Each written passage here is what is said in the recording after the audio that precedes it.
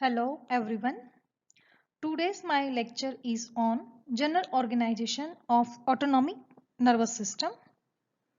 The autonomic nervous system is activated mainly by the centers located in the spinal cord, brainstem and hypothalamus. In addition, the portion of the cerebral cortex, especially of the limbic cortex, can transmit the signals to the lower centers and in this way can influence the autonomic control.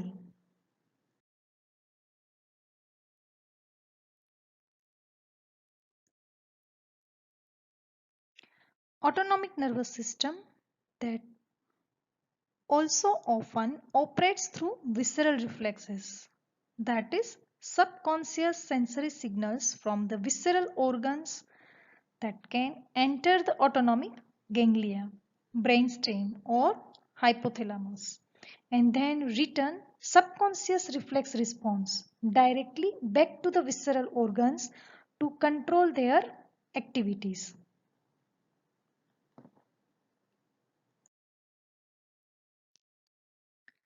The efferent autonomic signals are transmitted to the various organs of the body through two major subdivisions that are known as sympathetic and parasympathetic nervous system.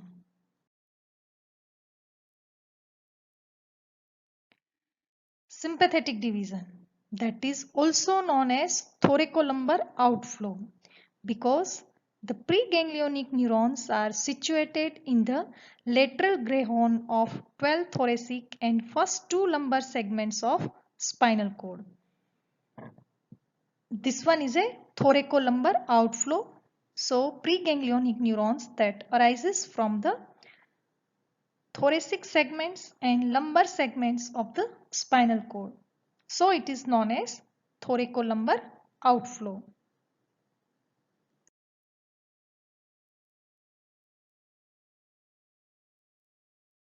Sympathetic division that supplies smooth muscle fibers of all the visceral organs such as blood vessels, heart, lungs, glands and gastrointestinal organs.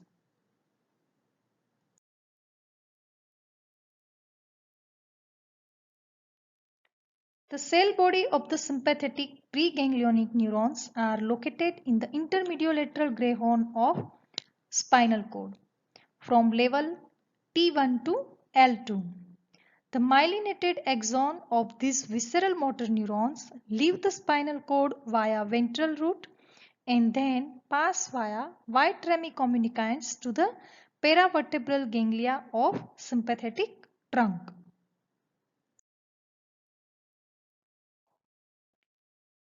After reaching the sympathetic chain ganglia or sympathetic trunk, the preganglionic fibers may pass to one of the following three destinations. So these are three destinations.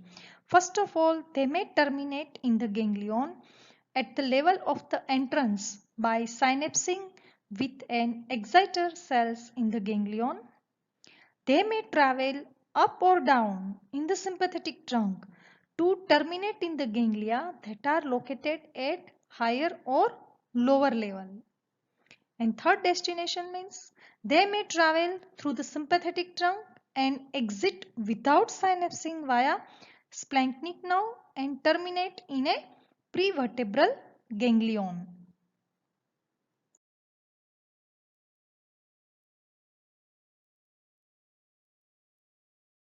This is the location of the sympathetic trunk or sympathetic chain ganglia.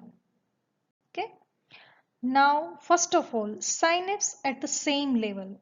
So, here the ganglia, synapse at the same level, then synapse at a higher or lower level, then synapse in a distant collateral ganglia anterior to the vertebral column. This one. So, there are three pathways of the sympathetic innervation. Now the sympathetic ganglia or sympathetic chain that are classified into three groups: paravertebral or sympathetic chain ganglia, or prevertebral or collateral ganglia, Then terminal or peripheral ganglia. So first of all about the paravertebral or sympathetic chain ganglia that are arranged in a segmental manner along the anterolateral surface of the vertebral column.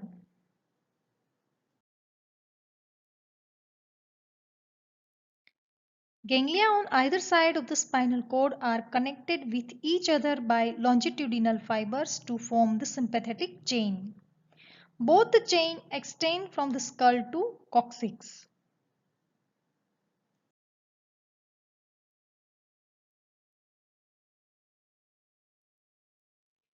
Ganglia of the sympathetic chain or trunk on each side that are divided into four groups. Cervical ganglia 8 in number, thoracic ganglia 12 in number, lumbar ganglia 5 in number and sacral ganglia 5 in number.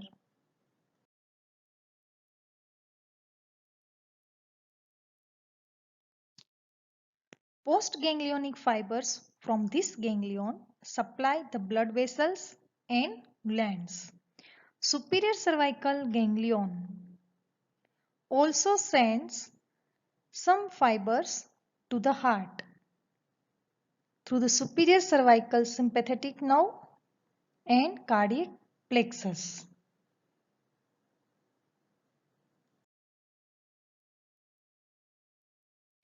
Middle cervical ganglion. It is formed by 5th and 6th cervical ganglia. Preganglionic fibers arise from the first thoracic segment and the postganglionic fibers from here that supply the sweat glands, thyroid gland and parathyroid gland. And it also sends fibers to the heart via middle cervical sympathetic nerve and cardiac plexus.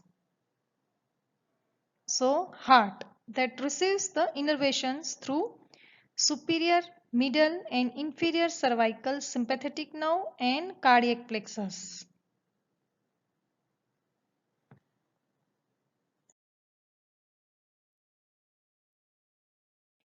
Inferior cervical ganglion is formed by fusion of 7th and 8th cervical ganglia. First thoracic ganglion fuses with the inferior cervical ganglion and forming a stellate ganglion.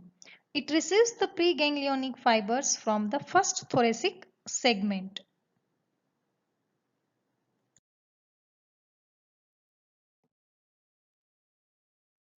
It sends postganglionic fibers to the heart through inferior cervical sympathetic nerve and cardiac plexus. Postganglionic fibers also form the plexus around the subclavian artery and its branches.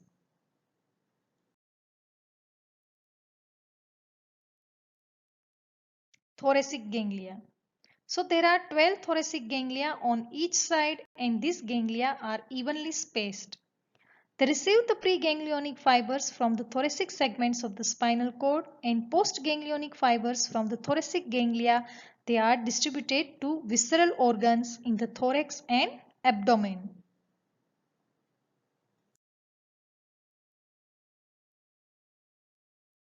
Then lumbar ganglia. So lumbar ganglia. Preganglionic fibers of this ganglia arise from the first and second lumbar segments and reach the lumbar ganglia. And from here the fibers extend down to the sacral ganglia. Postganglionic fibers from the sacral ganglia supply the abdominal and pelvic organs.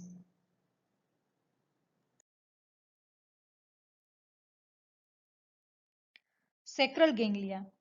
These are 5 in number and that receive the preganglionic fibers from the first and second lumbar segments.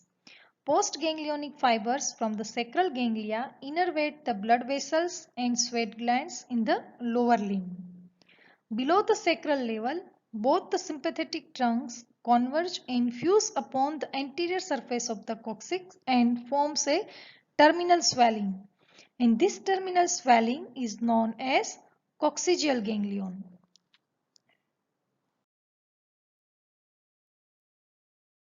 Unpaired coccygeal ganglion is known as ganglion impair and it receives the preganglionic fibers from the first and second lumbar segments.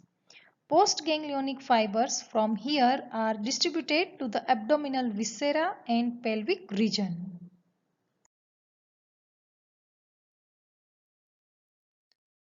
Then prevertebral or collateral ganglia that are situated in thorax, abdomen and pelvis in relation to aorta and its branches. Prevertebral ganglia are celiac ganglion, superior mesenteric ganglion, inferior mesenteric ganglion. So here superior mesenteric ganglion, inferior mesenteric ganglion and this one is celiac ganglion. So prevertebral ganglia receive the preganglionic fibers from the fifth thoracic segment to second lumbar segments of spinal cord, and postganglionic fibers from this ganglia supply the visceral organs of thorax, abdomen and pelvis.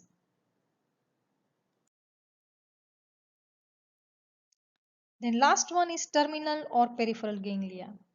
Terminal ganglia are situated within or close to the structures innervated by them. Heart and bronchi, pancreas and urinary bladder are innervated by the terminal ganglia.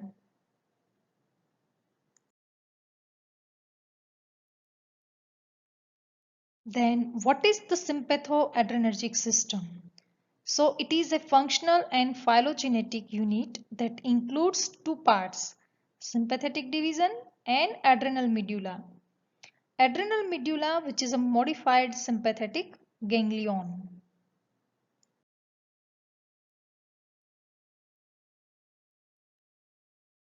Since the adrenal medulla and sympathetic division develop from the same neural crest, their secretion and the functions are almost same. Any increase in the sympathetic activity increases the secretion of the catecholamines from the adrenal medulla.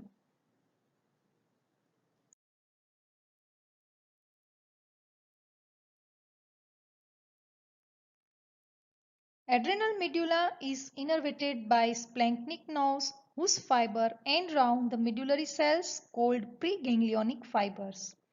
And these fibers are myelinated type B secretomotor fibers which come out from the lower thoracic segments of the intermediolateral gray horn of spinal cord.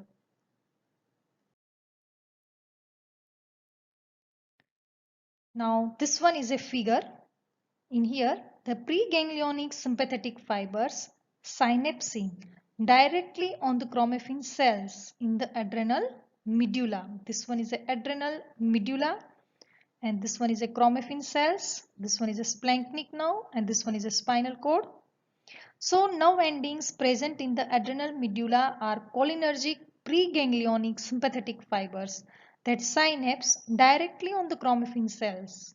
And these fibers transverse the splanchnic nerve and are myelinated type B secretomotor fibers and mainly from the lower thoracic segments of the ipsilateral intermediolateral gray column of the spinal cord.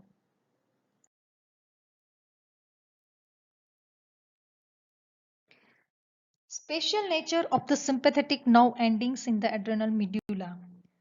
So preganglionic sympathetic nerve fibers pass without synapsing all the way from the intermediolateral horn cells of the spinal cord through the sympathetic chain, then through the splanchnic nerves and finally into the two adrenal medulla.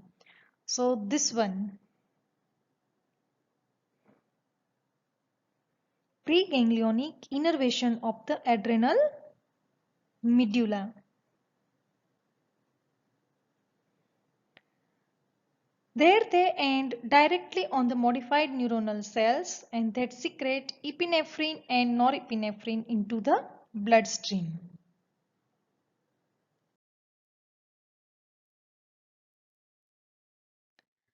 Now the secretory cells embryologically are derived from the nervous tissue and are actually postganglionic neurons. They even have rudimentary nerve fibers and it is the endings of these fibers that secrete adrenal medullary hormones, epinephrine and norepinephrine. and there is a no parasympathetic innervation of the medulla of the suprarenal glands.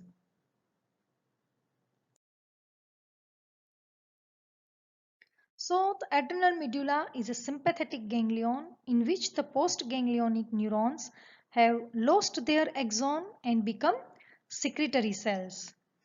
These cells secrete when stimulated by preganglionic nerve fibers that reach the gland via splanchnic nerves.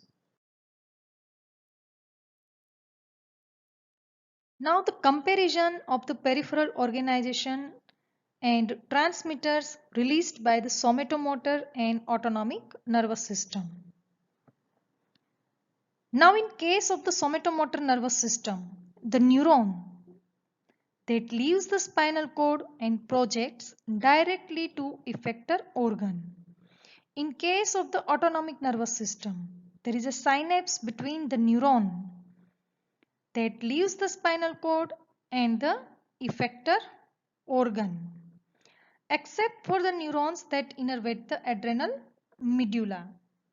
Note that all the neurons that leave the central nervous system that release acetylcholine. Neurotransmitter is acetylcholine. List of the reference book.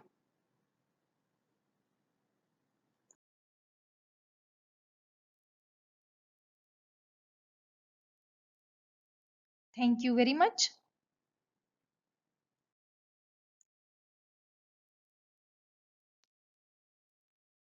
Hello everyone. Today's my lecture is on organization of the parasympathetic division.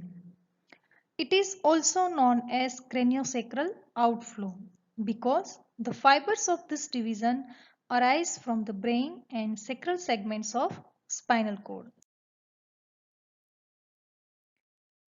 Parasympathetic division of the autonomic nervous system, that is known as craniosacral outflow because the fibers of this division that arise from the brain or cranium and sacral segments of spinal cord, so that it is known as craniosacral outflow.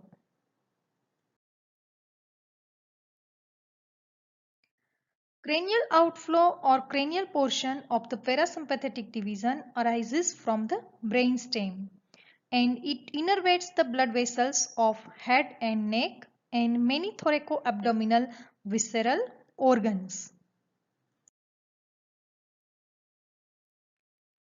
Cranial outflow that includes the following cranial nerves: 3rd, 7th, 9th and 10th cranial nerves: oculomotor, facial, glossopharyngeal and vagus nerve.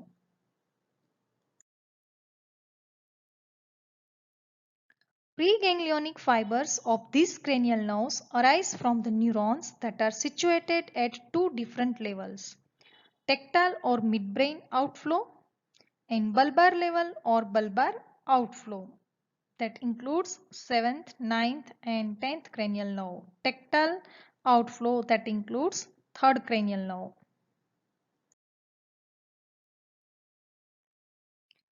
Preganglionic fibers are longer and reach the postganglionic neurons, which are situated within the organs or close to the organs innervated by these nerves. So these are the parasympathetic division. Here the preganglionic fibers are long and postganglionic fibers are short as compared to preganglionic neurons. Preganglionic fibers are myelinated but the postganglionic fibers are non-myelinated.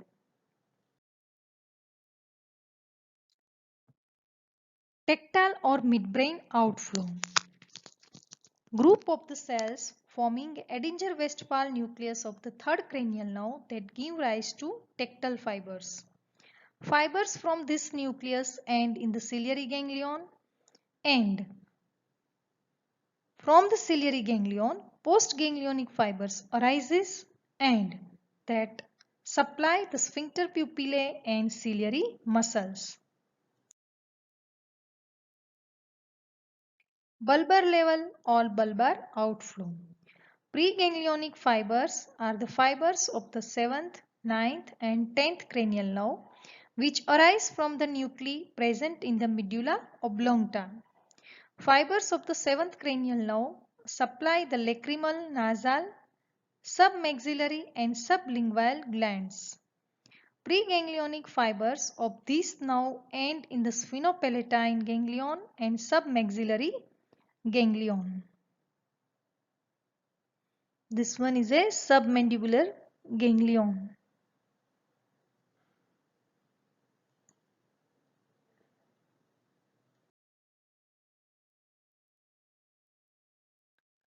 Postganglionic fibers from the sphenopalatine ganglion that supply lacrimal glands and nasal glands.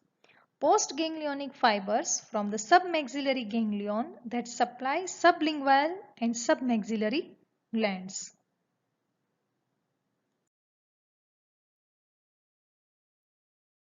Fibers of the 9th cranial nerve that supply parotid gland. Preganglionic fiber synapse with the neurons of otic ganglion. So this one is the otic ganglion. Postganglionic fibers from the otic ganglion that supply parotid gland.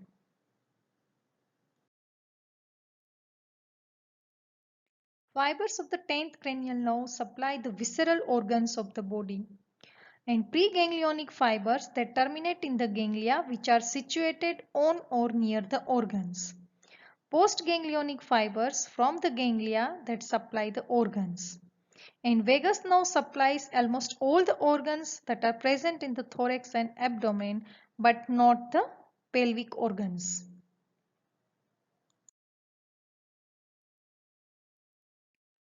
Then sacral outflow or sacral portion of the parasympathetic division.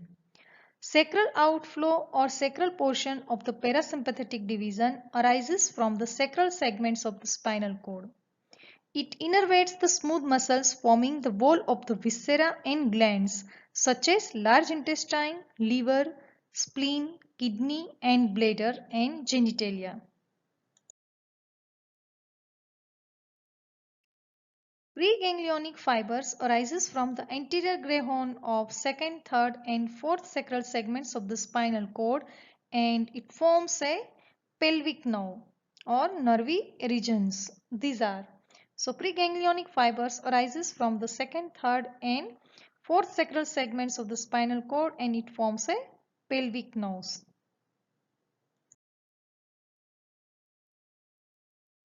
Fibers end on the postganglionic neurons which are situated on or near the visceral organs.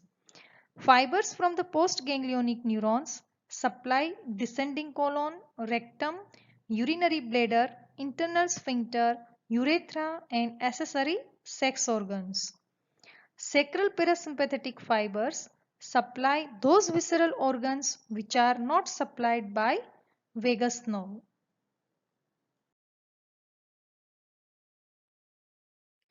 Now most of the visceral organs have a dual innervation. For example, are supplied by both the sympathetic and parasympathetic division of autonomic nervous system. The two divisions that produce antagonistic effect on each other and provide a very fine degree of the control over the effector organ.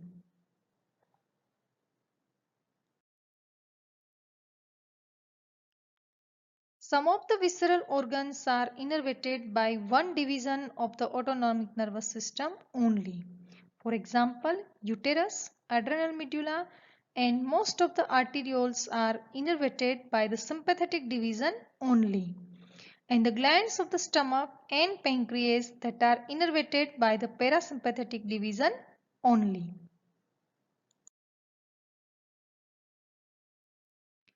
In case of the sphincters muscle, both adrenergic and cholinergic innervation are excitatory, but one supplies the constrictor component of the sphincter and other one supply the dilator component of the sphincter.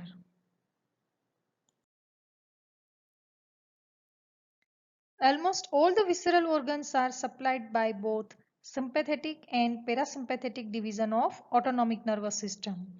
and the two divisions produce antagonistic effect on each organ.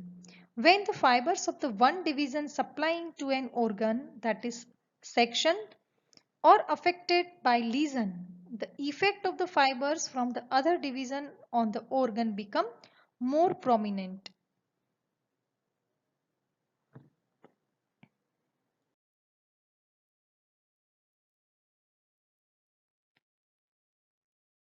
Then autonomic neurotransmitters, parasympathetic fibers, preganglionic fibers that releases acetylcholine and postganglionic fibers that release acetylcholine and sympathetic fibers that includes preganglionic fibers that release acetylcholine and postganglionic fibers that norepinephrine mainly or epinephrine also.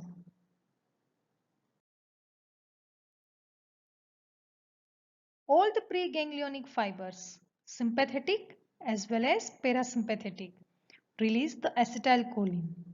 All the postganglionic parasympathetic fibers release acetylcholine. Most postganglionic sympathetic adrenergic fibers release norepinephrine. A few postganglionic sympathetic or cholinergic fibers release acetylcholine. So cholinergic fibers. The postganglionic sympathetic cholinergic nerve fibers supplying the sweat glands, blood vessels in the heart and skeletal muscles.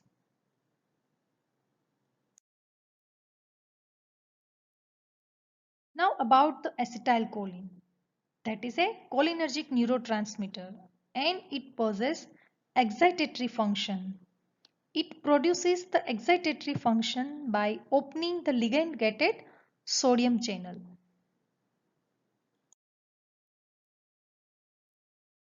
What is the source of acetylcholine?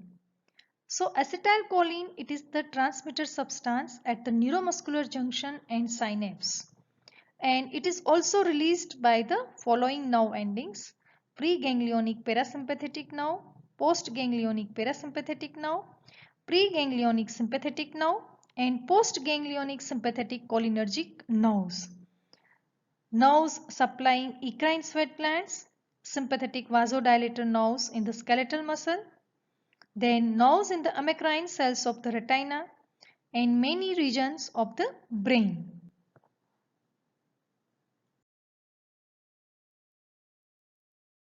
So cholinergic neurons, neurons which secrete acetylcholine at their nerve endings. Examples include all the preganglionic, autonomic, parasympathetic as well as sympathetic endings, postganglionic parasympathetic endings, postganglionic sympathetic endings which innervate the sweat glands, skeletal muscle, blood vessels, means sympathetic vasodilator nerves, neuromuscular junction, many parts of the brain, especially the cerebral cortex, thalamus and forebrain nuclei, and endings of the some amacrine cells present in the retina. Then synthesis of acetylcholine. So acetylcholine is synthesized in the cholinergic nerve endings. Synthesis takes place in the exoplasm and acetylcholine is stored in the vesicles. It is synthesized from the acetyl coenzyme A.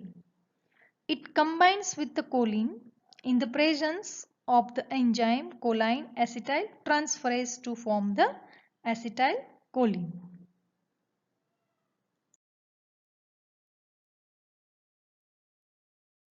So acetyl coenzyme A combines with the choline.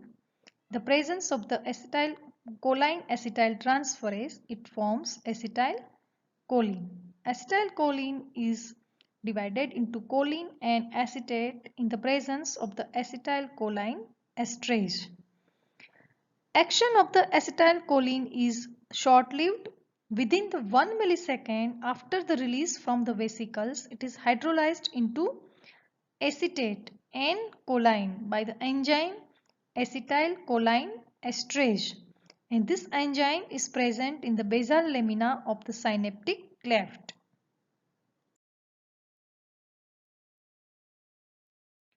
Effect of the acetylcholine of localized cholinergic discharge are generally discrete and short lasting because the acetylcholine is rapidly removed from the nerve endings due to high concentration of the acetylcholine esterase at cholinergic nerve endings.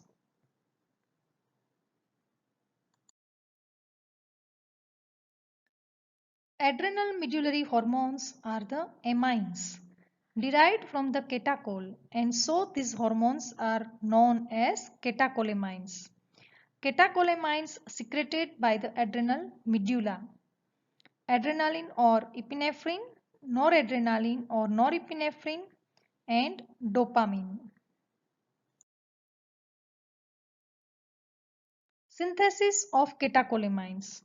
Catecholamines are synthesized from the amino acid tyrosine in the chromaffin cells of adrenal medulla. These hormones are formed from the phenylalanine also, but the phenylalanine has to be converted into tyrosine.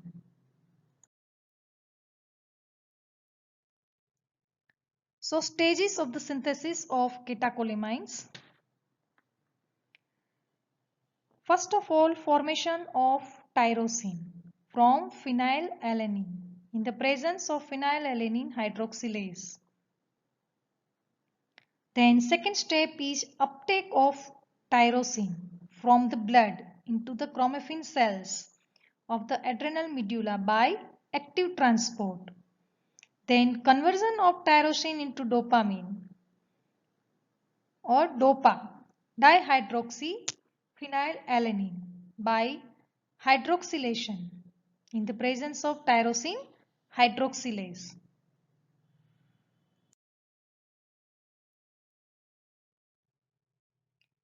Decarboxylation of DOPA into dopamine by DOPA decarboxylase.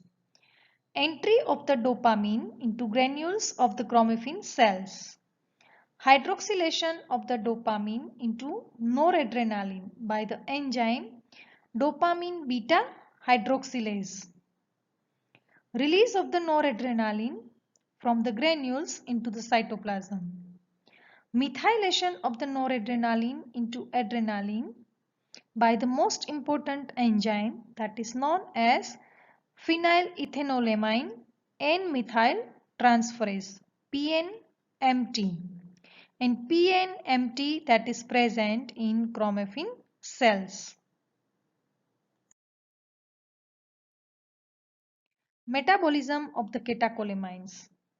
85% of the noradrenaline is taken up by sympathetic adrenergic neurons, and remaining 15% of the noradrenaline and adrenaline are degraded. Stages of the metabolism of the catecholamines. Methoxylation of the adrenaline into meta-adrenaline and noradrenaline into meta-noradrenaline in the presence of catechol O-methyl transferase COMT. Meta-adrenaline and meta-noradrenaline are together called metanephrines. Oxidation of the metanephrines into vinyl mandelic acid VMA by monoamine oxidase. Removal of the catecholamines. So catecholamines are removed from the body through the urine in three forms: 15% as a free adrenaline and free noradrenaline, 50% as a free or conjugated meta-adrenaline and meta-noradrenaline, 35% as a vinyl mandelic acid VMA.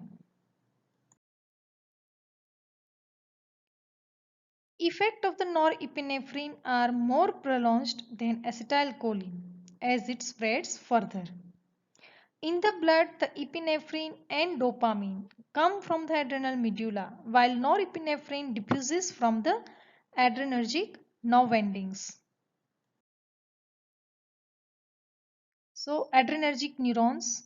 So neurons which secrete norepinephrine or epinephrine at their endings. Examples include postganglionic sympathetic endings other than above. Cerebral cortex, hypothalamus, cerebellum, brainstem, spinal cord and adrenal medulla.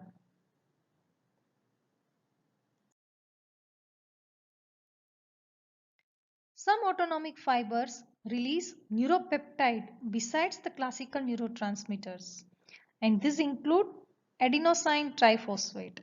The small vesicles of the postganglionic noradrenergic fibers contain ATP. The low frequency stimulation causes ATP release. Second one is galenin vasoactive intestinal peptide, calcitonin gene related peptide or substance P that are released along with the acetylcholine on the sympathetic stimulation to sweat glands. Third one is neuropeptide Y. It is another transmitter present in the large vesicles of the postganglionic sympathetic endings that supplies to the vasculature of the viscera, skin and skeletal muscles and that releases on high frequency stimulation in addition to norepinephrine.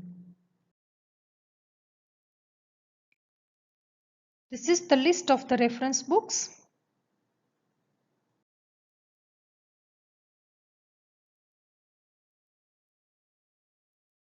Thank you very much.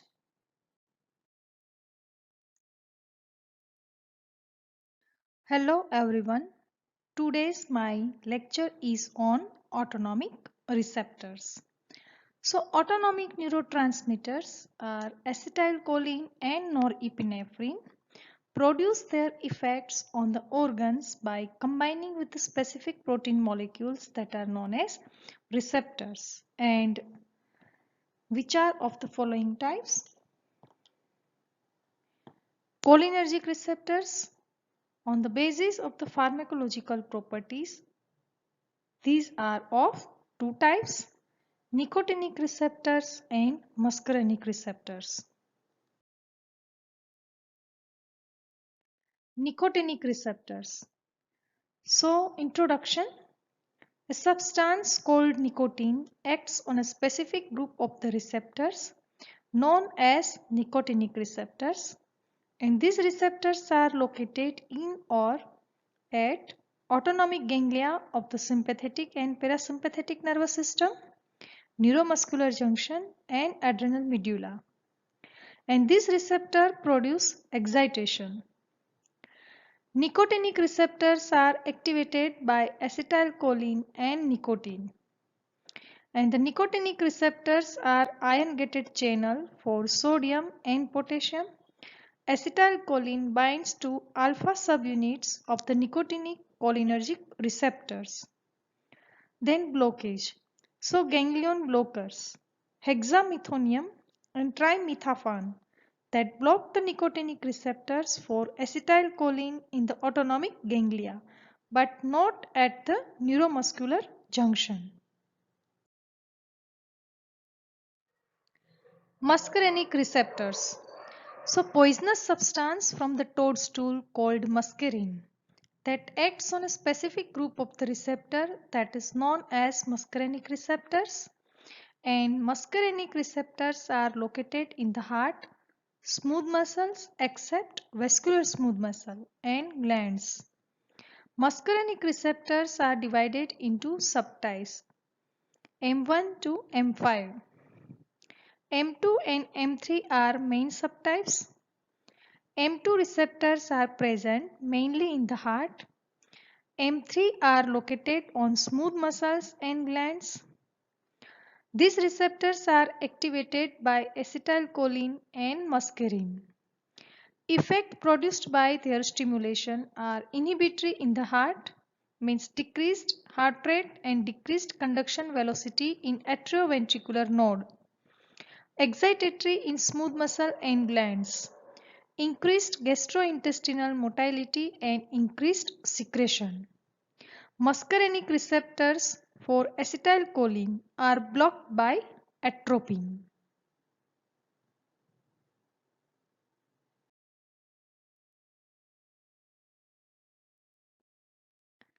Then what is the mechanism of action of muscarinic receptors?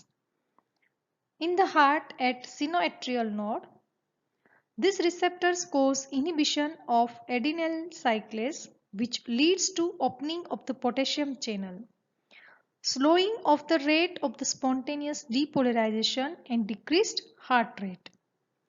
In the smooth muscle and glands, these receptors act by formation of inositol triphosphate and increase in the intracellular calcium.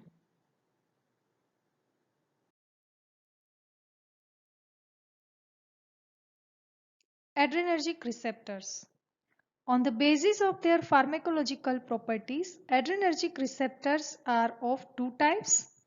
Alpha adrenergic receptors that are again divided into two types, alpha 1 and alpha 2.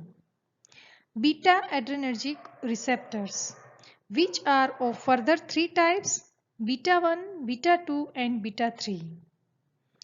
Alpha 1 receptors are located on the vascular smooth muscles of skin and splanchnic regions, gastrointestinal and bladder sphincters, and radial muscles of the iris. These receptors produce excitation, for example, contraction or constriction. Then catecholamine sensitivity. Alpha 1 receptors are equally sensitive to norepinephrine and epinephrine, but only norepinephrine is present in concentrations that are high enough to activate alpha 1 receptors. Then mechanism of action. These receptors act by formation of inositol 1,3,5-triphosphate and increase in the intracellular calcium level.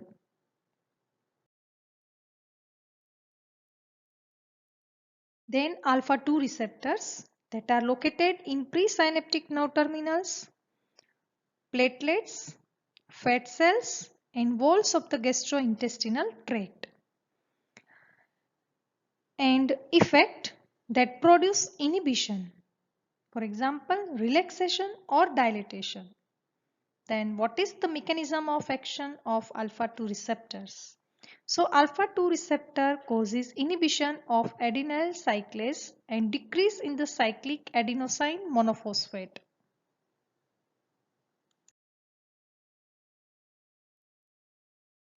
Beta 1 receptors that are located in the sinoatrial node, atrioventricular node and ventricular muscles of heart.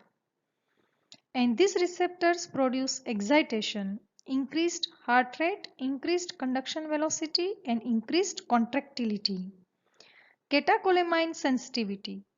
Beta 1 receptors are sensitive to both norepinephrine and epinephrine and are more sensitive than alpha 1 receptors.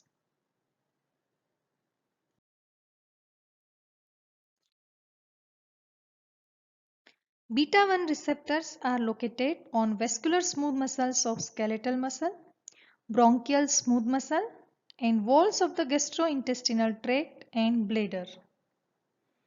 And these receptors produce relaxation. For example, dilatation of vascular smooth muscle, dilation of the bronchioles and relaxation of bladder wall. Sensitivity to epinephrine is more than the norepinephrine, and these are more sensitive to epinephrine than the alpha 1 receptors. For example, when the small amounts of the epinephrine are released from the adrenal medulla, vasodilatation beta 2 effect occurs. When the large amounts of the epinephrine are released from the adrenal medulla, vasoconstriction through alpha 1 effect occurs. And mechanism of the action same as for beta 1 receptors.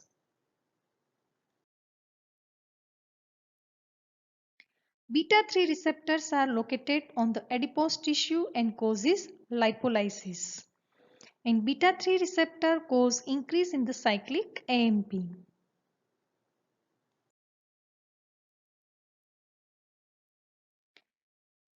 So earlier We discussed that autonomic nervous system that consists of sympathetic nervous system, parasympathetic nervous system and effector organs are visceral organs. Now it also consists of enteric nervous system, an enteric nervous system that lies entirely within the wall of the digestive tract. So what is the enteric nervous system? So enteric nervous system or third division of the autonomic nervous system is located within the wall of the digestive tract from esophagus to anus, and it is composed of two well organized neural plexus. The one is myenteric plexus that is located between the longitudinal and circular layers of muscle and is involved in the control of the digestive tract motility. The submucosal plexus is located between the circular muscle and the luminal mucosa. It senses the environment of the lumen and regulates the gastrointestinal blood flow and epithelial cell function.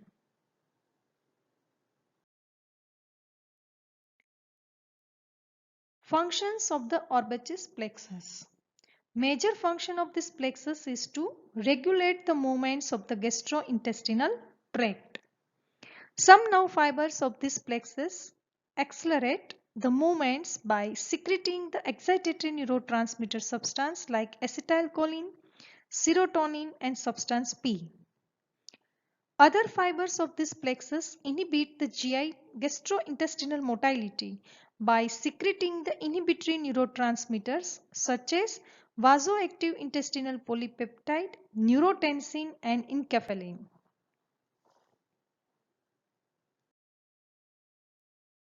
Functions of Meissner plexus. It is the regulation of secretory functions of gastrointestinal tract. These nerve fibers cause constriction of the blood vessels of gastrointestinal tract. The enteric nervous system contains all the elements of the nervous system: sensory neuron, interneurons and motor neurons, and leading to it being referred to as mini brain. Enteric nervous system is also known as mini brain. Sensory neurons innervate the receptors in the mucosa that respond to mechanical, thermal, osmotic and chemical stimuli, and motor neuron that control the motility, secretion and absorption by acting on the smooth muscle and secretory cells, and interneurons that integrate the information from the sensory neurons feedback to enteric motor neurons.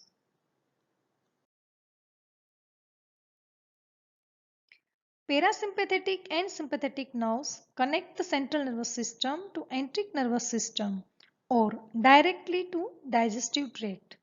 Although the enteric nervous system can function autonomously, normal digestive function that requires communication between the central nervous system and enteric nervous system.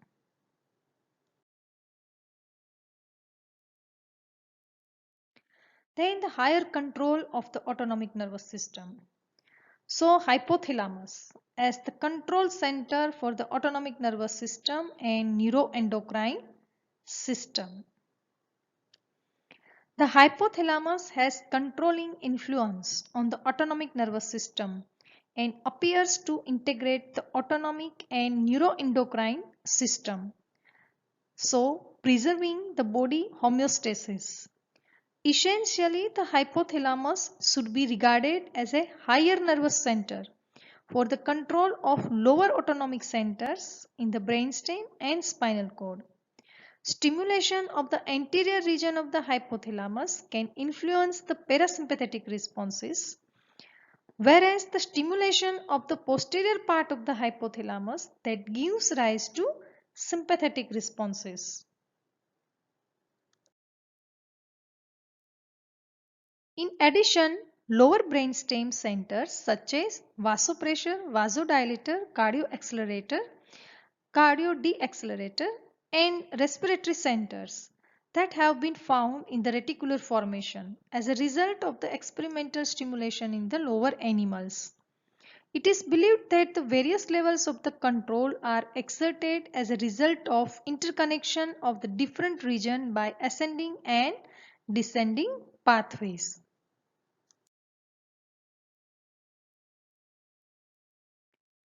The neurons of the thoracolumbar outflow of the sympathetic part of the system and the neurons of the craniosacral outflow of the parasympathetic part of the system that receive their control through the descending tracts of reticular formation. Stimulation of the different parts of the cerebral cortex and the limbic system that produces autonomic effects, and it is assumed that this is brought about through the hypothalamus.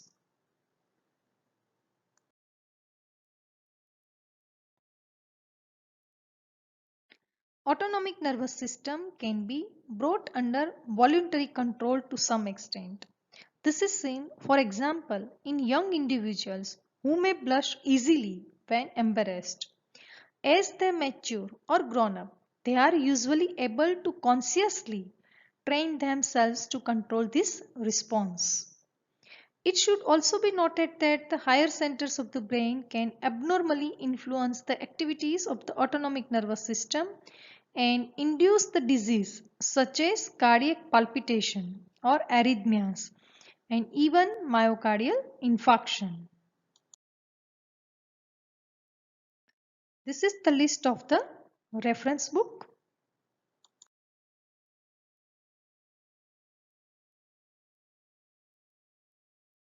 Thank you very much.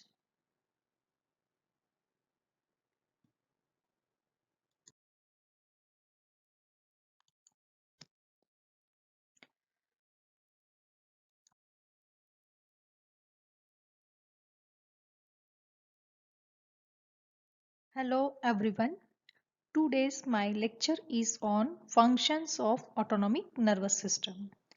So autonomic nervous system that controls the various vegetative functions which are the beyond the voluntary control and so plays a very important role in maintaining the constant internal environment homeostasis.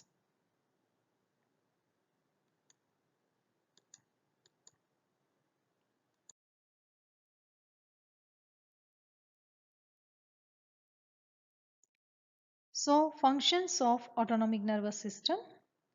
So autonomic nervous system along with the endocrine system maintains the body homeostasis.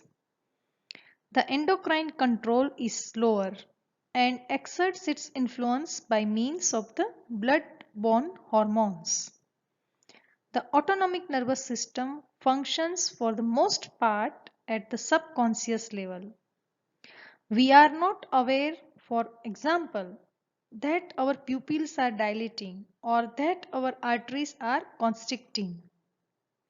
The system should not be regarded as an isolated portion of the nervous system, for it is known that it can play a role with somatic activity in expressing emotion and that certain autonomic activities such as micturition can be brought under voluntary control. The various activities of the autonomic and endocrine system are integrated within the hypothalamus.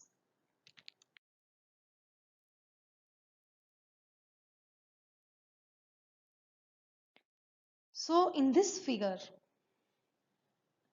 a bell that is running behind the mane. So mane is running.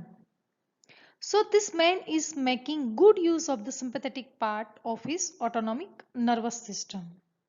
So sympathetic part that prepares and mobilizes the body in an emergency condition when there is a sudden severe exercise, fear or rage. So sympathetic and parasympathetic component of the autonomic nervous system that cooperate in maintaining the stability of the internal environment.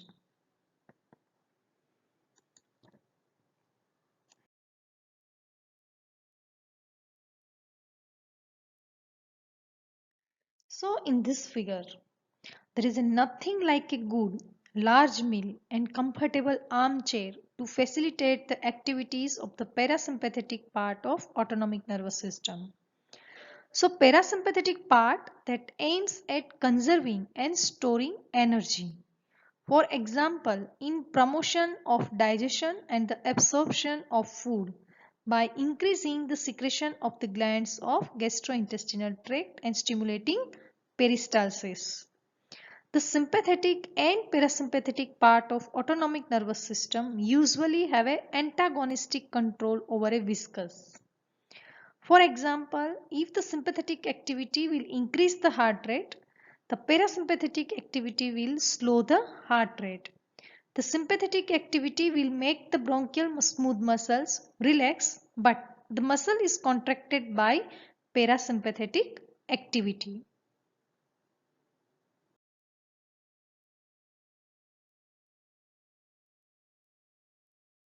Now there are some important autonomic innervation. First of all, eye.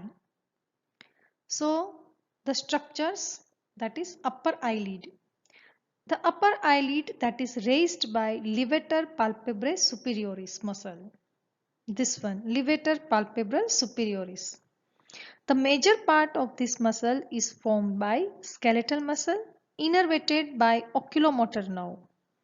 A small part is composed of smooth muscle fibers innervated by sympathetic postganglionic fibers from the superior cervical sympathetic ganglion.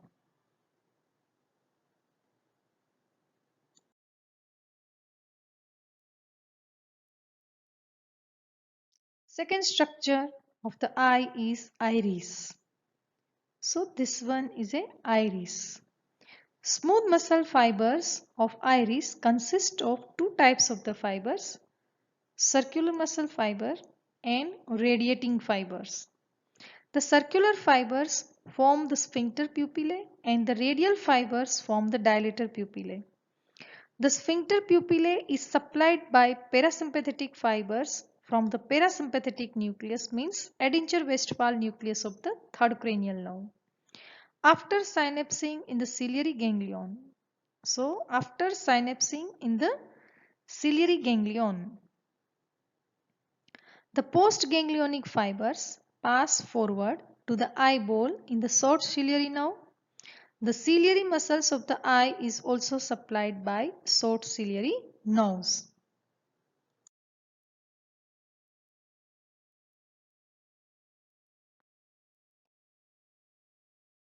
Dilator pupillae is supplied by postganglionic fibers from the superior cervical sympathetic ganglion. The postganglionic fibers reach the orbit along the internal carotid and ophthalmic arteries. They pass uninterrupted through the ciliary ganglion and reach the eyeball in the short ciliary nerves. Other sympathetic fibers reach the eyeball in the long ciliary nerves.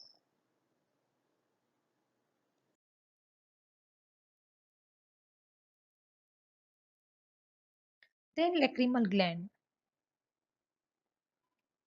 So this one is a lacrimal gland. That one is a sympathetic supply. This one is parasympathetic nerve supply.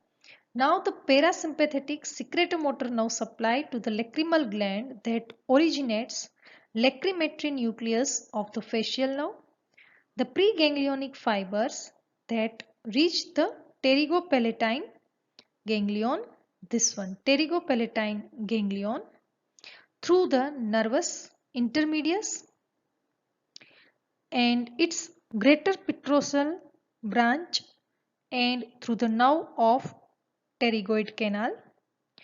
The postganglionic fibers that leave the ganglion and join the maxillary nerve, then join the maxillary nerve and then pass into its zygomatic branch and the zygomatico-temporal nerve, and then they reach the lacrimal gland within the lacrimal nerve.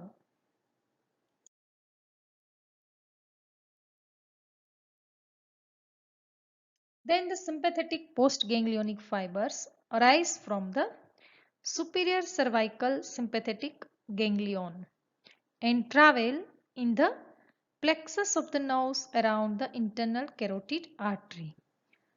And they join the deep petrosal nerve of the pterygoid canal, maxillary nerve, zygomaticotemporal nerve, and finally the lacrimal nerve. And they functions as a vasoconstrictor fibers.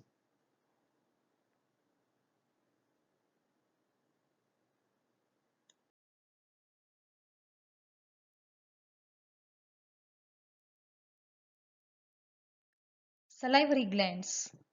Parasympathetic fibers to submandibular and sublingual glands. So parasympathetic preganglionic fibers to submandibular and sublingual glands arise from the superior salivatory nucleus situated in the pons. After taking origin from the nucleus, the preganglionic fibers run through the nervous intermediates of Risberg, geniculate ganglion, and the motor fibers of facial nerve, coda tympani branch of facial nerve, then lingual branch of trigeminal nerve, and finally reach the submaxillary ganglion. And postganglionic fibers arising from this ganglion, they supply submaxillary and sublingual glands.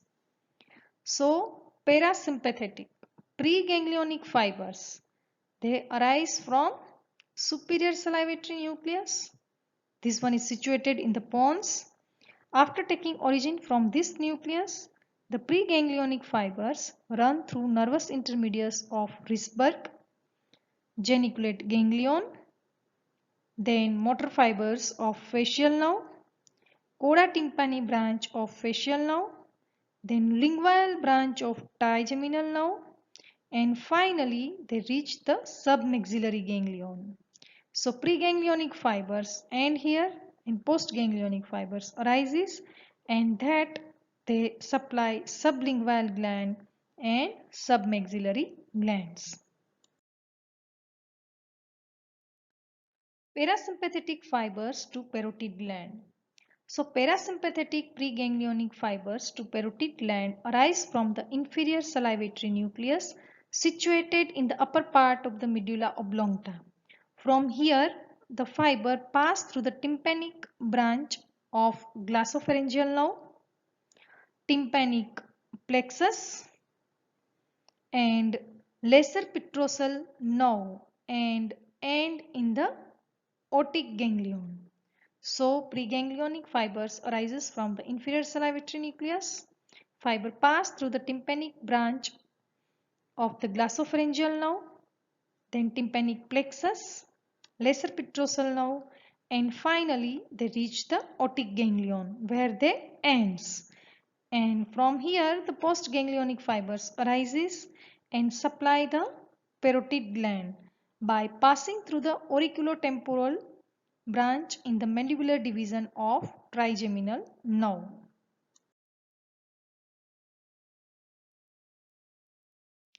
Then what are the functions of the parasympathetic fibers? So stimulation of the parasympathetic fibers of the salivary gland that causes secretion of the saliva with a large quantity of the water. And it is because the parasympathetic fibers activate the acinar cells and dilate the blood vessels of the salivary glands. However, the amount of the organic constituents in the saliva is less and the neurotransmitter is acetylcholine.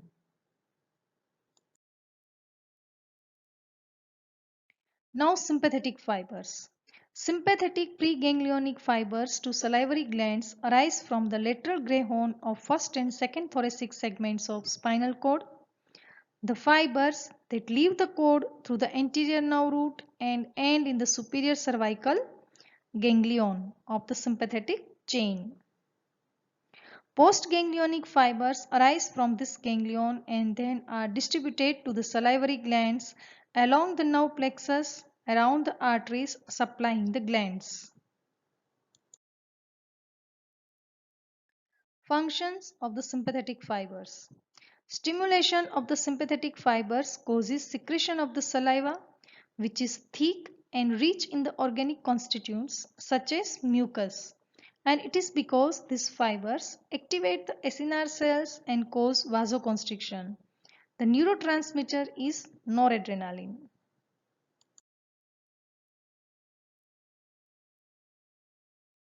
Another organ is heart.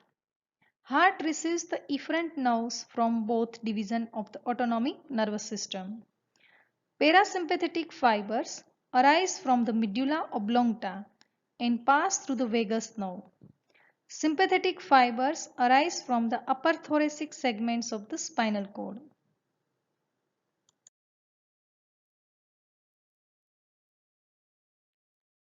Parasympathetic nerve fibers, that are cardio-inhibitory nerve fibers. These nerve fibers reach the heart through the cardiac branch of vagus nerve.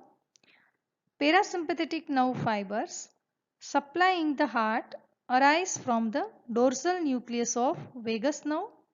This nucleus is situated in the floor of the fourth ventricle in the medulla oblongata, and it is in close contact with the vasodilator area.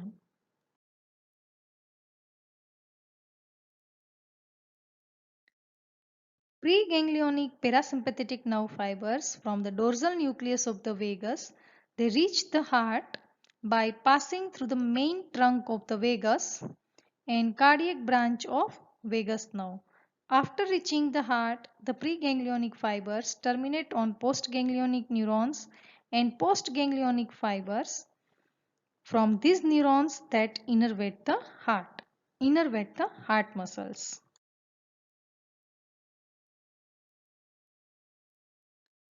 Most of the fibers from the right vagus that terminate in a sinoatrial node. Remaining fibers that supply atrial muscles and atrioventricular node. And most of the fibers from the left vagus that supply AV node, and some fibers supply atrial muscles and SA node. Ventricles do not receive the vagus nerve supply. Few fibers are located in the bases of the ventricles, but the functions of these nerve fibers are not known. Vagus nerve, that is a cardio-inhibitory function and carries the inhibitory impulses from the vasodilator area to the heart.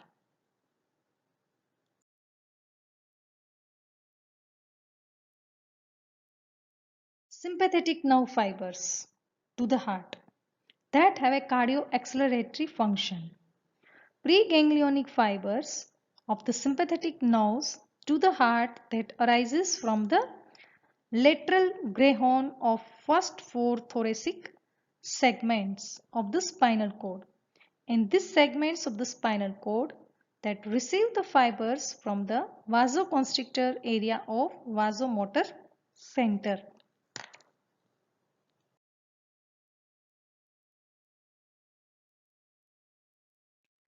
Preganglionic fibers reach the superior, middle, inferior cervical sympathetic ganglia situated in the sympathetic chain.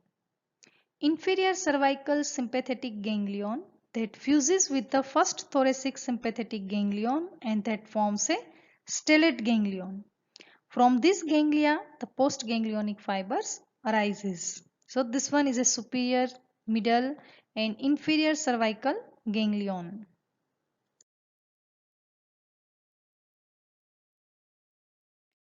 Postganglionic fibers form the three nerves: superior cervical sympathetic nerve, which innervates the larger arteries and base of the heart, and middle cervical sympathetic nerve, which supply the rest of the heart; inferior cervical sympathetic nerve, which serves as a sensory or afferent nerve from the heart. Functions: sympathetic nerves are cardioaccelerator in function and carry the cardioaccelerator impulses from the vasoconstrictor area to the heart.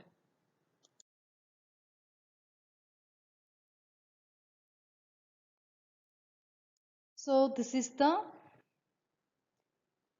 parasympathetic division and this one is a sympathetic division. Lungs.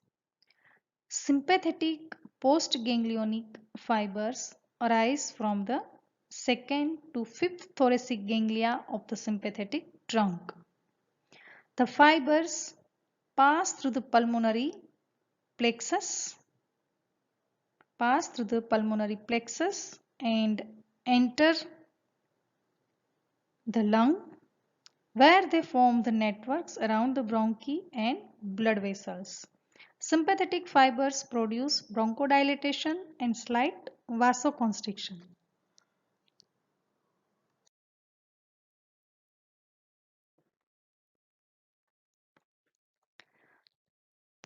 Parasympathetic preganglionic fibers arise from the dorsal nucleus of vagus nerve. The fiber terminate by synapsing with the postganglionic neurons in the pulmonary plexus. Postganglionic fibers enter the lung where they form the network around the bronchi and blood vessels. Parasympathetic fibers produce bronchoconstriction and slight vasodilatation and increase glandular secretion. Autonomic innervation of gastrointestinal tract. So extrinsic nerves that control the enteric nervous system are from the autonomic nervous system. So both sympathetic and parasympathetic division of the autonomic nervous system that innervate the gastrointestinal tract. Now sympathetic nerve fibers. So preganglionic sympathetic nerve fibers to gastrointestinal tract that arise from the lateral horn of spinal cord between fifth thoracic and second lumbar segments of spinal cord.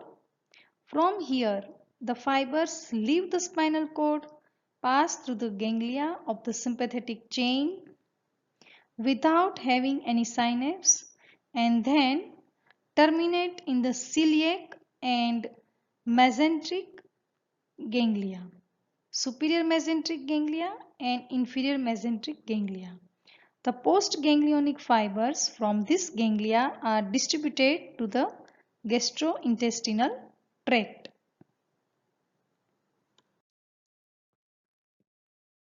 Then what are the functions of the sympathetic nerve fibers? Sympathetic nerve fibers inhibit the movements and decrease the secretion of gastrointestinal tract by secreting the neurotransmitter noradrenaline. It causes constriction of sphincters. Now parasympathetic nerve fibers. So parasympathetic nerve fibers to gastrointestinal tract pass through some of the cranial nerves and sacral nerves. The preganglionic and postganglionic parasympathetic nerve fibers to mouth and salivary glands pass through the facial and glossopharyngeal nerves. Preganglionic parasympathetic nerve fibers to esophagus, stomach, small intestine and upper part of the large intestine pass through the vagus nerve. Then preganglionic nerve fibers to lower part of the large intestine that arise from the second, third and fourth sacral segments of spinal cord and pass through the pelvic nerve. All these preganglionic parasympathetic nerve fibers synapse with the postganglionic nerve cells in the myenteric and submucous plexus. And what are the functions of the parasympathetic nerve fibers? So parasympathetic nerve fibers accelerate the movements and increase the secretion of the gastrointestinal tract. The neurotransmitter secreted by the parasympathetic nerve fiber is acetylcholine. Now kidney. The preganglionic sympathetic fibers pass through the lower thoracic part of the sympathetic trunk and the lower and lowest thoracic splanchnic nerve to join the renal plexus around the renal artery. The preganglionic fibers synapse with the postganglionic neurons in the renal plexus. The postganglionic fibers are distributed to the branches of the renal arteries. The sympathetic nerves are vasoconstrictor in action to renal arteries within the kidney. Preganglionic parasympathetic fibers enter the renal plexus from the vagus nerve. Here they synapse with the postganglionic neurons whose fibers are distributed to the kidney along the branches of the renal artery. Parasympathetic nerves are thought to be vasodilator in action.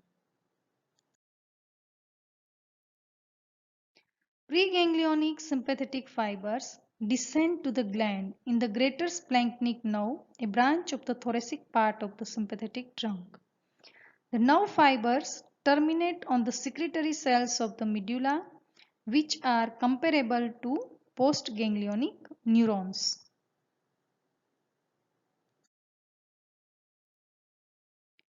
Now the acetylcholine, it is the transmitter substance between the nerve endings and the secretory cells as at any other preganglionic endings.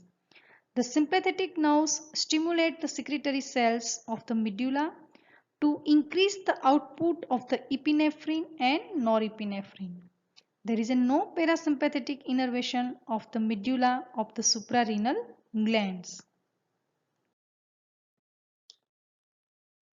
Now the nerve supply to the urinary bladder and sphincter.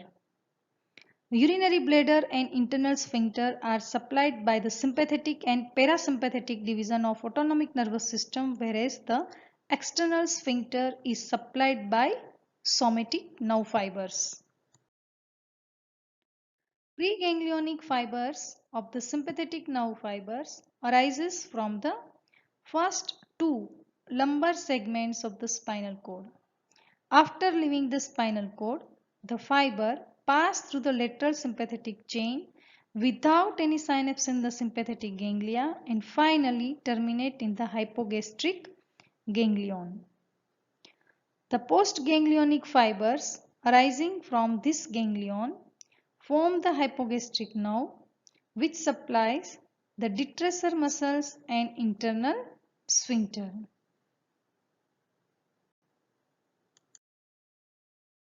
Function of the sympathetic nerve. Stimulation of the sympathetic or hypogastric nerve that causes relaxation of the detressor muscle and constriction of the internal sphincter. It results in the filling of the urinary bladder and so sympathetic nerve is called nerve of filling. Now about the parasympathetic nerve supply to urinary bladder.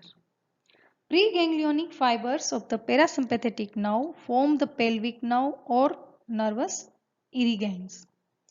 Pelvic nerve fibers arise from the second, third and fourth sacral segments of the spinal cord. These fibers run through the hypogastric ganglion and synapse with the postganglionic neurons situated in close relation to urinary bladder and internal sphincter.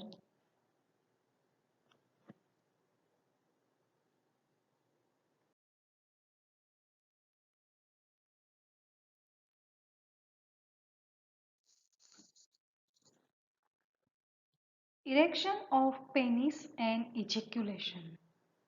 In erection, the genital erectile tissue becomes engorged with the blood. The initial vascular engorgement is controlled by the parasympathetic part of the autonomic nervous system. The parasympathetic preganglionic fibers originate in the gray matter of second, third and fourth sacral segments of spinal cord. The fibers enter the hypogastric plexus and synapse on the postganglionic neurons. The postganglionic fibers join the internal pudendal arteries and are distributed along their branches which enter the erectile tissues. The parasympathetic nerve causes vasodilatation of the arteries and greatly increases the blood flow to the erectile tissues.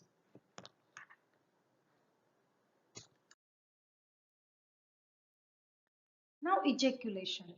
So friction on the glans penis reinforced by other afferent nervous impulses results in the discharge along the sympathetic nerve fibers to the smooth muscles of the duct of epididymis and the vas deferens on each side, seminal vesicles and the prostate.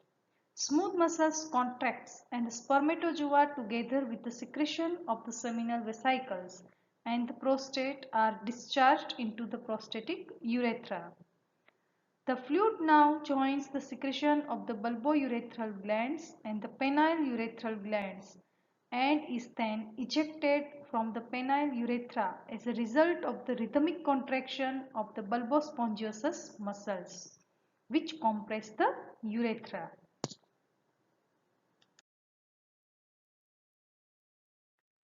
The spermatozoa and the secretion of the several accessory glands constitute the seminal fluid or semen.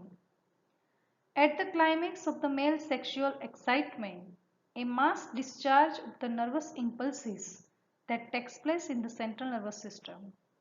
Impulses pass down the spinal cord to the sympathetic outflow. The nervous impulses that pass to the genital organs are thought to leave the cord at the first and second lumbar segments in the preganglionic sympathetic fibers. Many of these fibers synapse with the postganglionic neurons in the first and second lumbar ganglia. The postganglionic fibers are distributed to vas deferens, then seminal vesicle and prostate through the hypogastric plexus. The sympathetic nerves stimulate the contraction of the smooth muscles in the wall of these structures and cause spermatozoa together with the secretion of the seminal vesicles and prostate to be discharged into the urethra.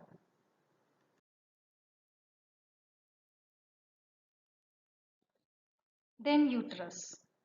The preganglionic sympathetic nerve fibers leave the spinal cord at segmental levels T12 and L1 and are believed to synapse with the ganglion cells in the sympathetic trunk or possibly in the inferior hypogastric plexus. So T12 to L1. The postganglionic fibers supply the smooth muscles of uterus.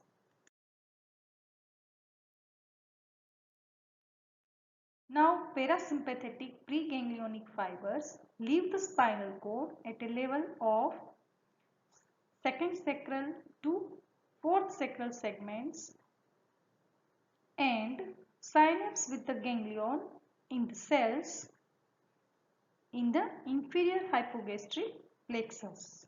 Although the uterine muscles is largely under the hormonal control, sympathetic innervation may cause uterine contraction and vasoconstriction, whereas parasympathetic fibers have opposite effects.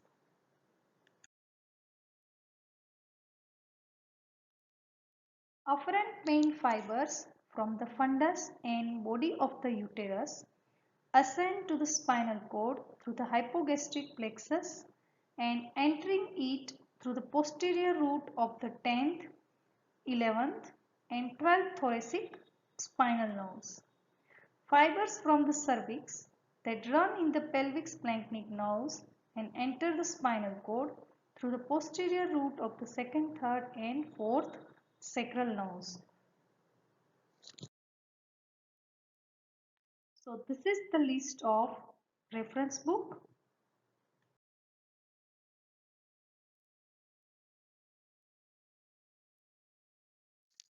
Thank you very much.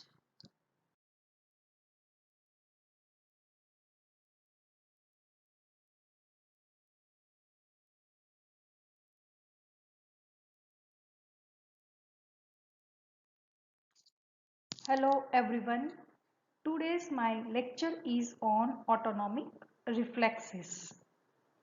Many visceral functions of the body are regulated by autonomic reflexes. Throughout this text, the function of these reflexes are discussed in relation to individual organ systems. To illustrate their importance, and a few are presented here very briefly.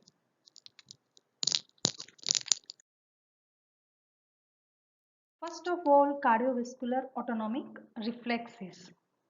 Several reflexes in the cardiovascular system help control the arterial blood pressure and heart rate.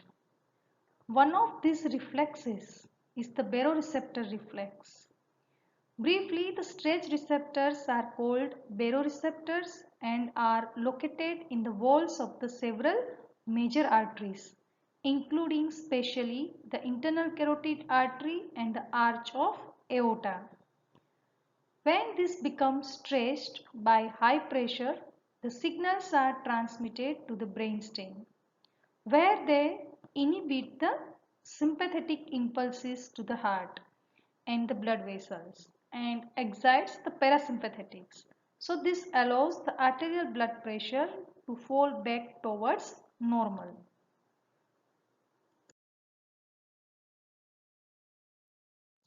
Gastrointestinal autonomic reflexes. Uppermost part of the gastrointestinal tract and rectum that are controlled principally by the autonomic reflexes.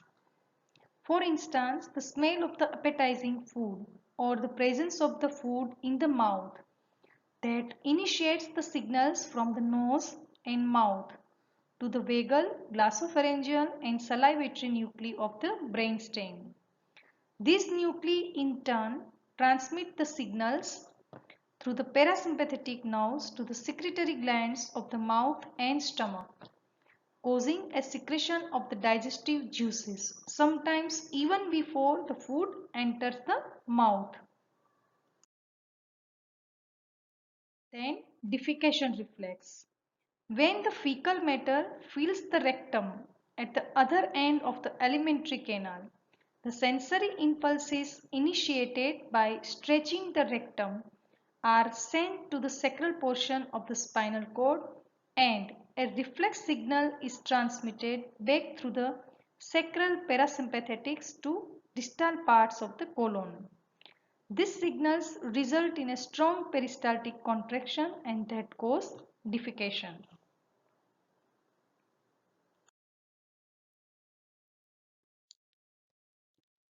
Direct and consensual light reflexes.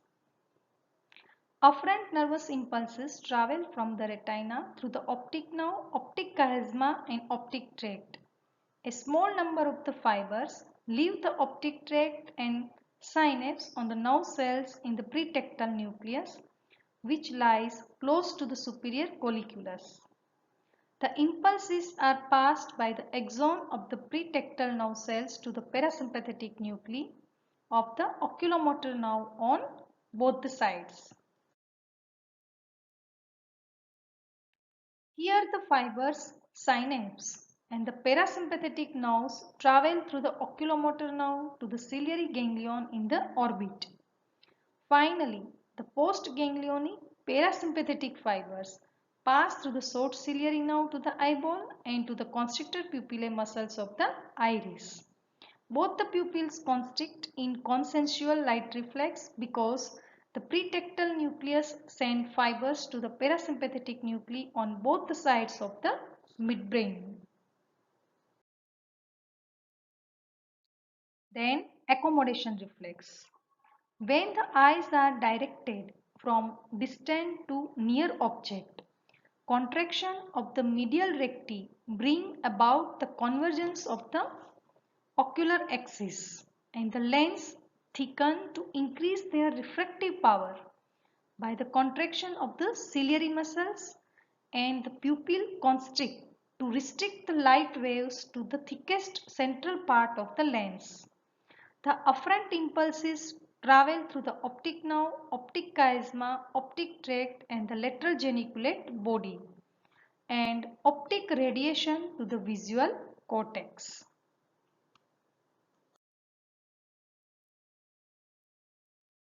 The visual cortex is connected to the eye field of the frontal cortex.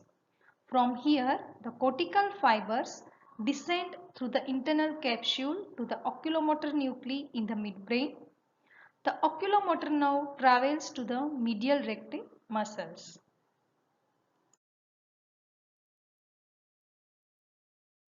Some of the descending cortical fibers synapse with the parasympathetic nuclei, means the Adinger-Westphal nucleus of the third cranial nerve on both the sides. Parasympathetic preganglionic fibers then travel through the oculomotor nerve to the ciliary ganglion in the orbit where they synapse. Finally, the postganglionic parasympathetic fibers pass through the short ciliary nerves to the ciliary muscles and the constrictor pupillae muscles of the iris.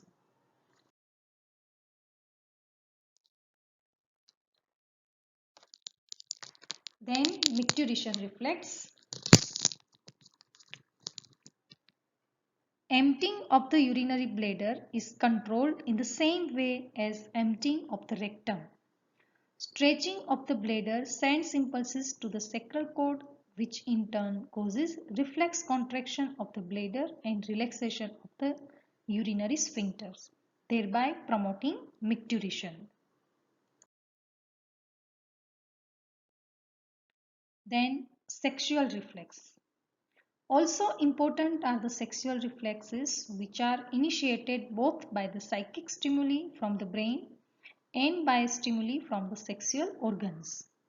Impulse from these sources converge on the sacral cord and in the male result first in the erection of penis and mainly a parasympathetic function and then ejaculation, that is partially a sympathetic function.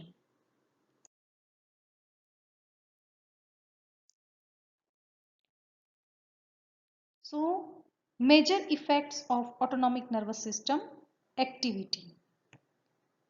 So, sympathetic effect and parasympathetic effect, and these are the all are effector organs in short or in a tabulated form. So, eyes, the structures, iris muscle and ciliary muscles.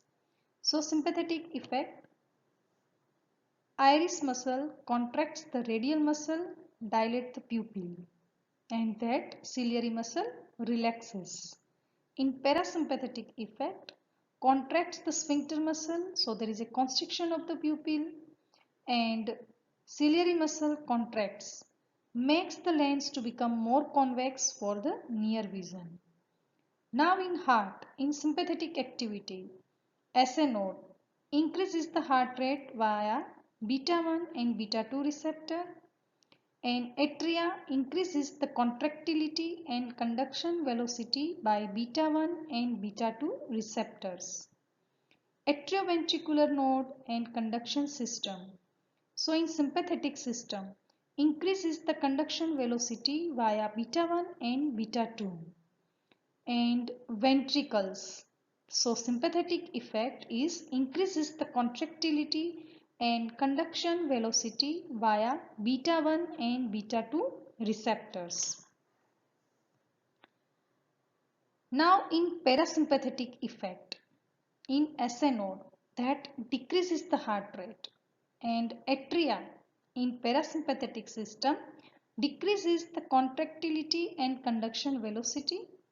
In AV node and conduction system decreases the conduction velocity, and also in ventricles decreases the contractility indirectly.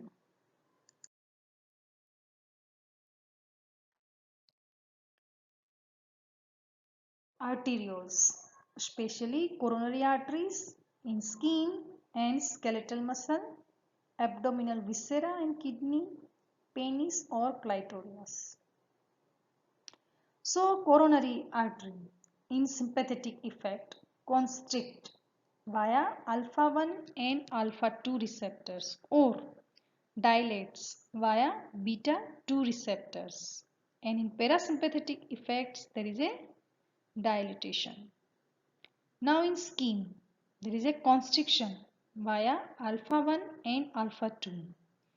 In skeletal muscle constrict via alpha 1 or dilates via beta 2 receptors.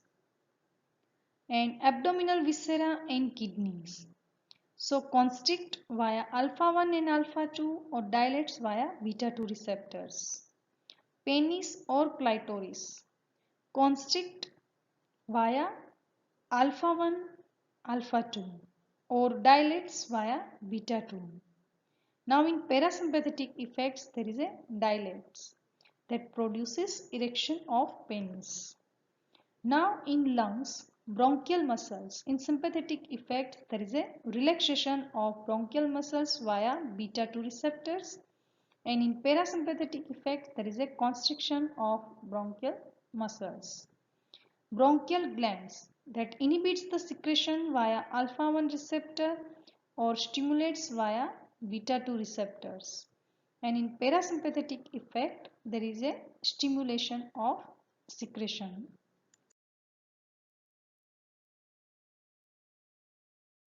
Skin, piloerector muscle that are contracted, erection of the hairs via alpha 1 receptor in sympathetic effect.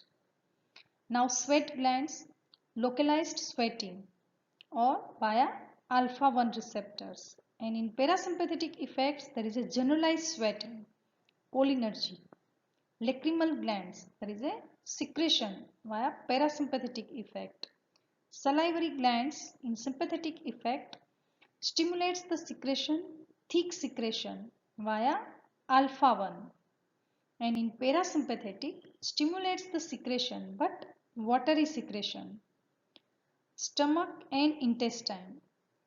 So motility and tone that decreases via sympathetic effect via alpha 1, alpha 2 and beta 2 receptors, and in parasympathetic there is a increases motility and tone. Sphincter. In sympathetic there is a constriction via alpha 1 receptor and there is a relaxation via parasympathetic effect. Third is secretion. So secretion is inhibited via sympathetic stimulation via alpha 2 receptors, and in parasympathetic stimulates specially enzymes. Now gallbladder. In sympathetic stimulation there is a relaxation via beta 2 receptor, and in parasympathetic there is a contraction. Liver.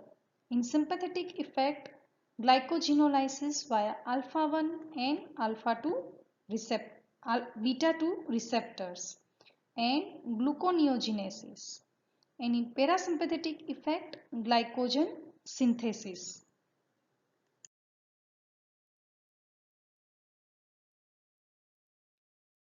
Now pancreas, exocrine gland, in sympathetic effect inhibits secretion via alpha 1 receptors, and in parasympathetic effect stimulates the secretion. Endocrine glands. So in sympathetic effect inhibits the insulin and glucagon secretion via alpha 2 and stimulates the insulin and glucagon secretion via beta 2 receptors.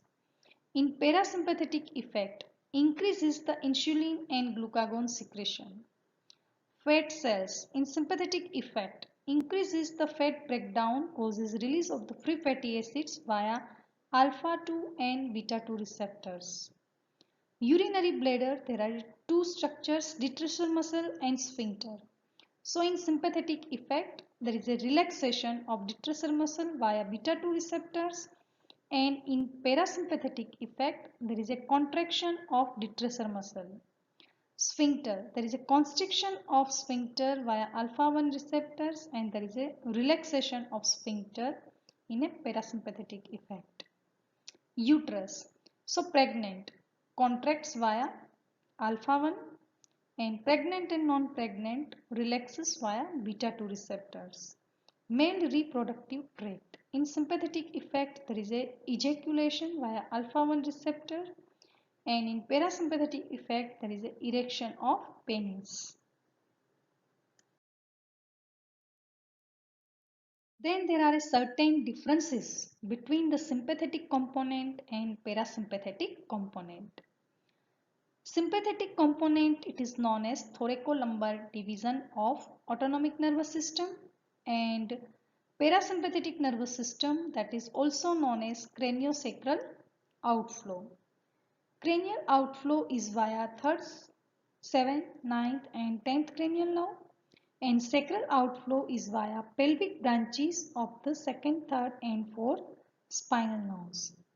In sympathetic division, the preganglionic fibers are short, myelinated and end either in the paravertebral sympathetic ganglion chain or prevertebral ganglion. In parasympathetic division, the preganglionic fibers are long, myelinated and end on the short postganglionic neurons located on or near the visceral structures. In sympathetic division, the postganglionic nerves are long and non-myelinated, and in the parasympathetic division, the postganglionic nerves are short and non-myelinated.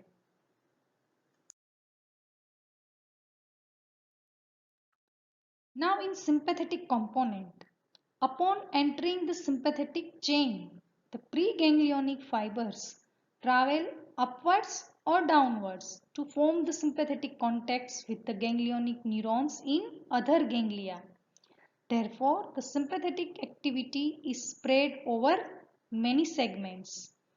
And parasympathetic component, very few connections link the preganglionic neuron.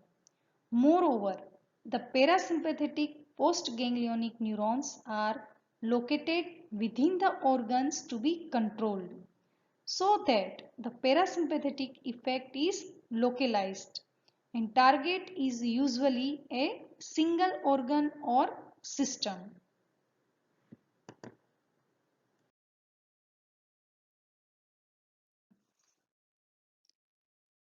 In sympathetic component, it prepares the individual to cope with the emergency.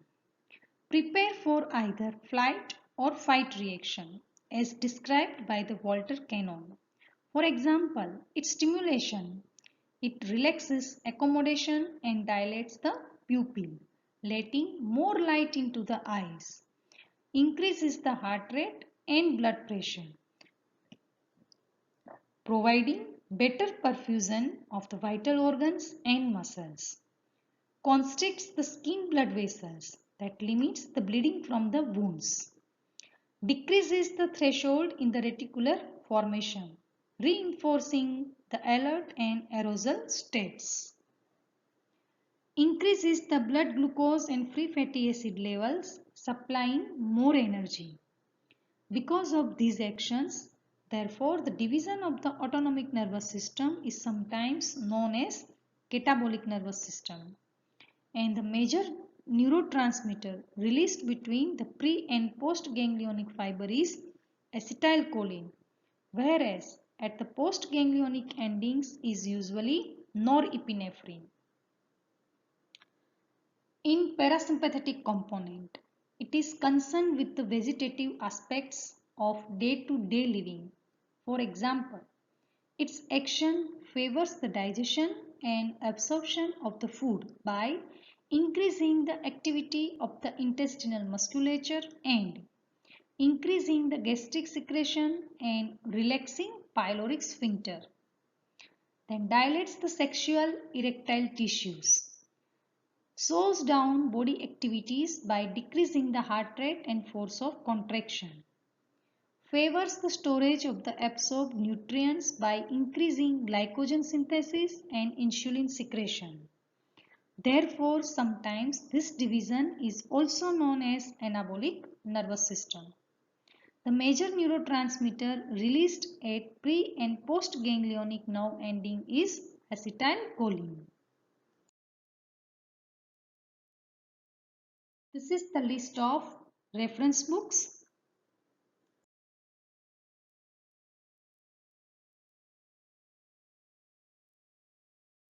Thank you very much.